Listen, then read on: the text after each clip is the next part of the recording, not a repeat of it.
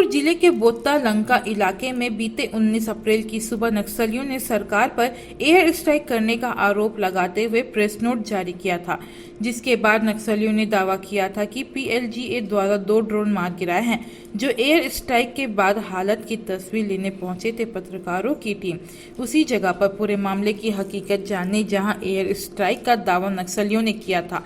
आपको बता दें कि पूरे मामले पर कई और सवाल नक्सलियों से जो हमेशा रहते, उन सवालों के जवाब लेने की कोशिश और नक्सलियों की स्पेशल जोन कमेटी के सदस्य विकास से पत्रकारों ने सवाल किए कि आखिर क्यों वे निर्दोष आदिवासियों की हत्या करके वहीं गांव सड़कों के जाल पर जनाधा काम होने सहित कई सवाल किया गया।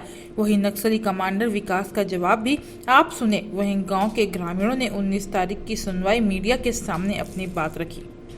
तो टेक्निकल बात है, हम तो गिराए वाले वो सच है, हम नहीं बताएंगे वो कैसा गिराया गया। अच्छा, पुलिस ये कह रही है कि जो ड्रोन गिराया गया है उस ड्रोन से सिर्फ वीडियो और फोटो कैप्चर हो सकता है, उससे हमला संभव नहीं है।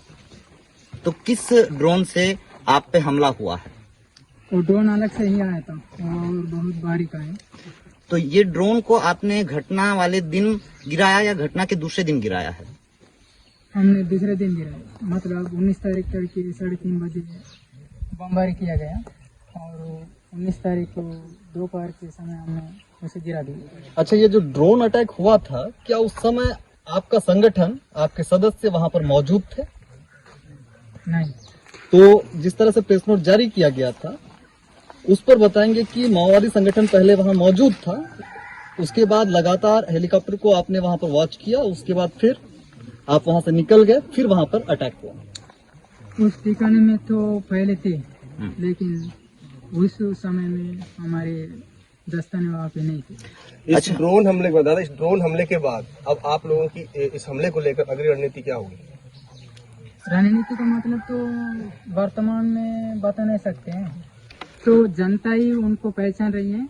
उनका जन्म क्या जन अदालत में जनता के सामने उनको पेश करके ही कोई कार्रवाई ले रहे हैं। जैसे जन अदालत की बात हमेशा एक आरोप लगता है, जब भी कोई नक्सली समर्पण करता है तो एक आरोप हमेशा लगता है कि आंध्र और तेलंगाना और बस्तर के माओवादियों के बीच में मतभेद है, उस वजह से वो समर्पण करता है। ये मतभेद के बारे में कितना सत्यता है? वो बिल्कुल गलत है, उसमें कोई सच नहीं है। जैसे जन अदालत की बात है, जनता ना सरकार की बात है, तो जनता का माओवादी संगठन को कितना समर्थन प्राप्त है, जिसके आधार पर माओवादी संगठन यह कहने का सामर्थ्य रखता है कि उसकी सरकार यानी कि जनता की सरकार, जनता ना सरकार। तो जनता का आधार तो इसी में दिखता है कि सरकार आज एक हमले के बाद घबराहट में जाकर हमारी जनता के ऊपर जो हवाई हमले का निर्णय लिया और कार्रवाई लिया, इसी में अब हमारे माओवादी पार्टी को, हमारे जन आंदोलन को जनता का आधार का सीधा असर दिख सकते हैं। इसी के मकसद से, जनता की मदद से हमारे पार्टी इतने सालों से इस जन आंदोलन को आगे बढ़ाते आ रहे हैं और इसी उद्देश्य से इस आंदोलन का कोई कमजोरी होने का नहीं है। अच्छा, और अंदरूनी इलाके में फोर्स इस इलाके तक पहुंच रही है, तो इस बारे में क्या आप लोगों के ऊपर ये दबाव बढ़ रहा है क्या?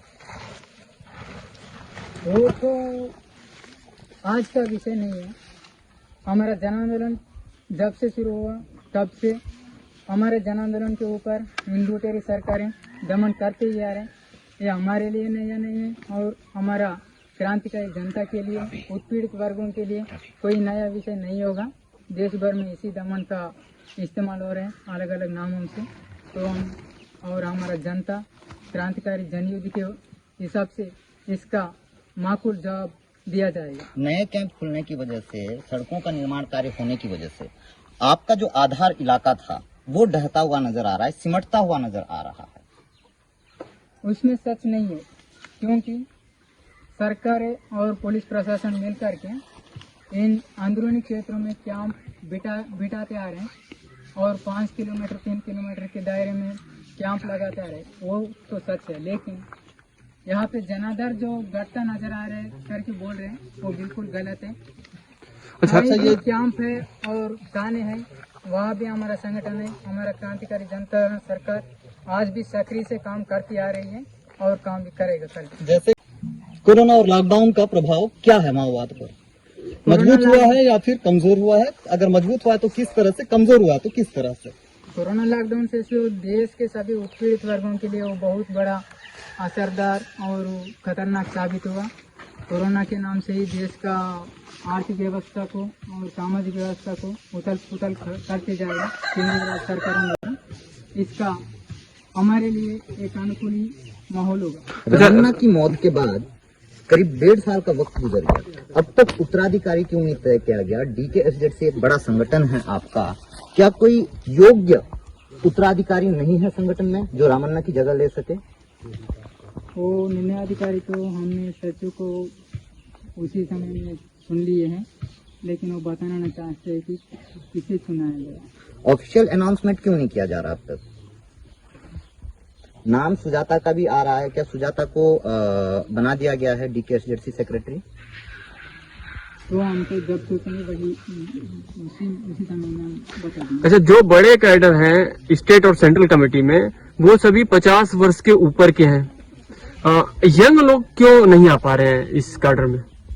इसमें भी कोई शक नहीं है, हमारा पार्टी में यंग लीडर भी आगे आए हैं और बहुत सारे लोग अभी भी आगे उच्च स्तर में विकसित होकर अलग अलग स्तरों पे काम कर रहे हैं। बाद अब आप लोगों की इस हमले को लेकर अगली रणनीति क्या होगी? रणनीति का मतलब तो वर्तमान में बता नहीं सकते हैं, कल का परिस्थिति कैसे रहेगा उसी के मुताबिक सोचेंगे। इससे पहले DKSZC से 2 प्रेस नोट जारी हुए थे, जिसमें आप लोगों ने सरकार से सशर्त बातचीत करने को तैयार थे। आप लोगों ने एक प्रस्ताव रखा था। सरकार ये कह रही है कि वो निशर्त बातचीत को तैयार है आपसे, तो वार्ता के लिए क्या माओवाद संगठन सरकार से तैयार है? शांति वार्ता के लिए जरूर, शांति वार्ता के लिए तो हम बिल्कुल तैयार ही हैं, वो पहले से भी तैयारी है हम लोग। लेकिन सरकारें जमीन से और आसमान से हमला करते हुए चर्चा की बातें करने से हमारा पार्टी उसके बारे में सोच नहीं सकती। इसका जवाब खुद सरकार ही देना पड़ता है।